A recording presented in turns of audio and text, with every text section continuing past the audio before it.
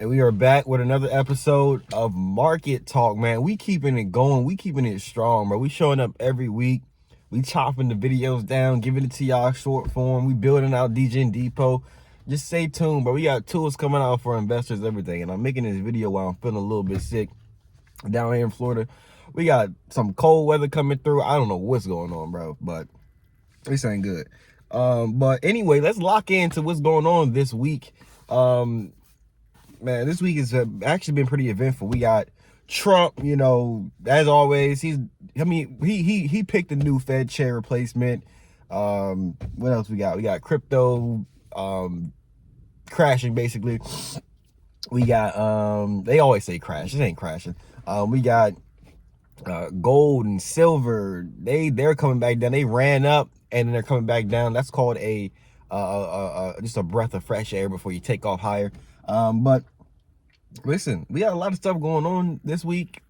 Going into February. This is the last week of January. So let's talk about Trump and his new Fed chair pick. So Trump picked a new Fed chair after right the day after, well, like 2 days after Jerome Powell decided not to cut rates at the Fed meeting. He decided that he wanted to hold rates, not just him, but you know, the Fed, they decided that they wanted to hold rates. Literally after that, Trump called him a moron and then picked the Fed chair nomination, his next one, the day after on Friday. So, or 2 days later on Friday. So Trump is beefing heavy with your boy Powell. He not playing around with him. So Trump said that he wants to keep the Fed, you know, pure, keep it pure, autonomous, whatever. Bro, what you doing? What are you doing right now with Powell? You've been pressuring him to cut rates and doing all this stuff. Now that he didn't cut rates, now you want to try to get his replacement in there and try to intimidate him even more. I mean, hey, whatever. Jerome Powell knows what he's doing. I'm not going to keep beating on that tree because I've already said it time and time again. I know Jerome Powell knows what he's doing because I've lived through that. I lived through that. So that time when he was cutting rates and trying to get us a soft landing, I went through that. So let's really talk about you know, the implications of him holding rates.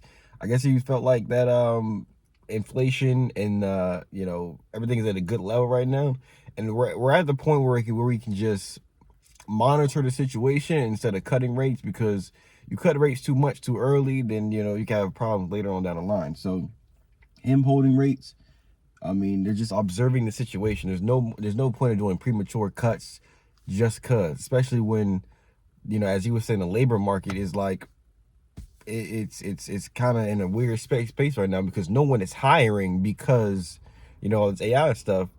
And then at the same time, there is like AI is taking jobs. So once AI takes those jobs aren't coming back. So it's a weird time right now. But we'll see what happens in May when you know, Kevin Warsh, that's the new Fed chair, Kevin Warsh. We'll see what happens when he gets in there. He's pro Bitcoin.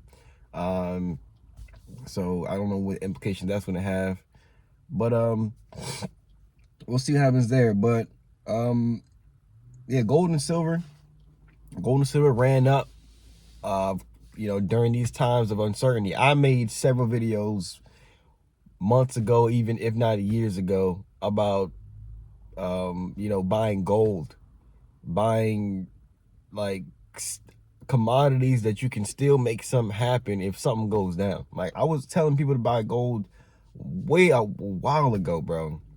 This is gold here, bro. If something go down, I can make something happen, bro. I can make something happen.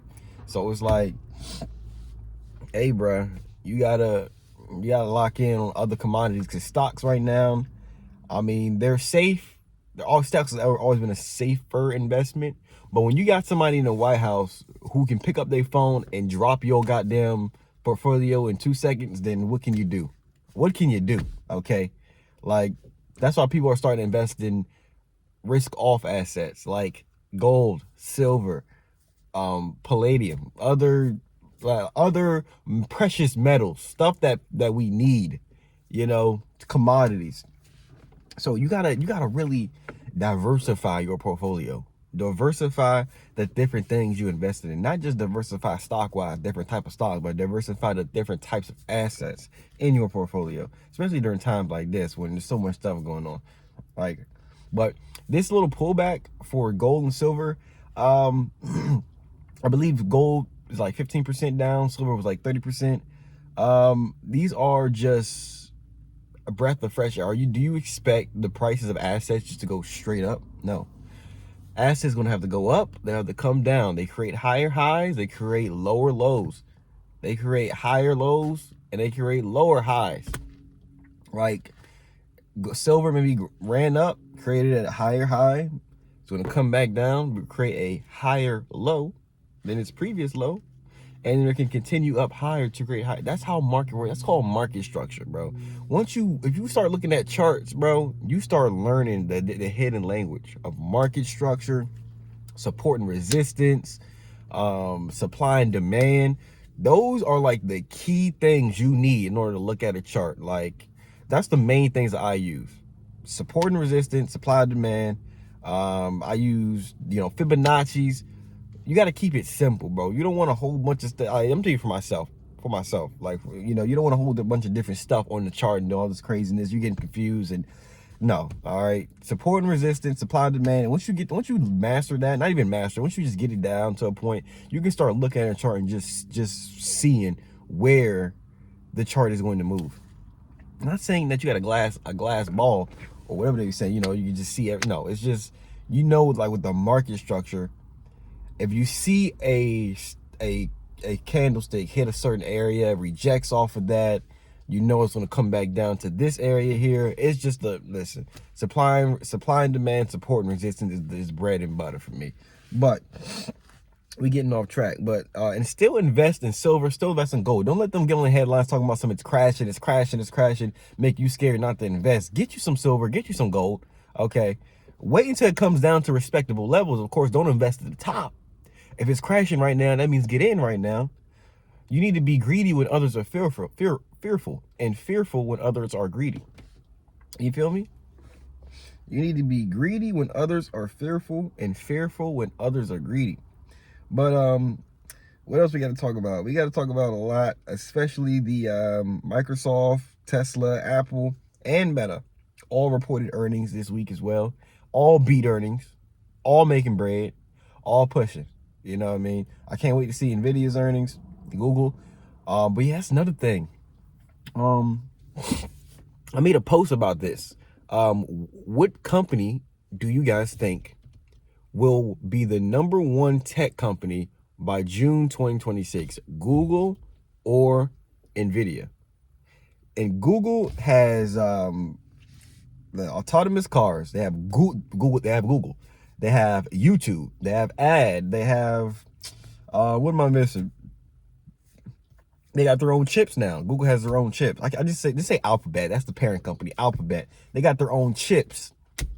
They got the cloud computing.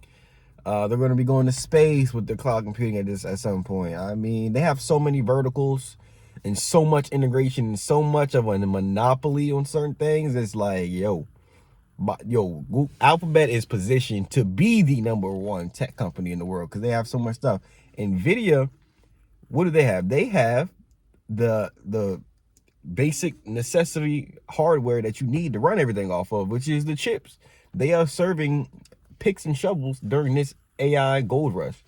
You can't do anything without them. So all the robotics, that's Nvidia. I mean, they got their chips for robotics, AI learning, AI language models, everything. Like if it runs, it needs a chip. Like, and Nvidia has the chips and the processing units, and that's what Nvidia does. And everyone needs them, so that's why their boats float. And in Google, they have a monopoly on everything. It's just like both companies are so well positioned to be the #1 tech company. Nvidia is the #1 tech company right now, but Google could easily surpass them, or even just match up with whatever. But we'll see. We'll monitor that situation. But other than that, man, that's gonna be it for this week. You know, just keep monitoring the markets. Now, we're also going to talk about something real quick as well. Your mindset and you locking in, bro. You need to stay locked in for 2026. You look at your January. I already made a post about this. If you looked at your January and you didn't do what you needed to do, that's fine. Lock in for 2026. I got on the hat right now for February, Black History Month. I'm locked in. All right. We with the ancestors. We're not with the ancestors, but the ancestors with us. And they're gonna rock with us and they're gonna help us through the journey.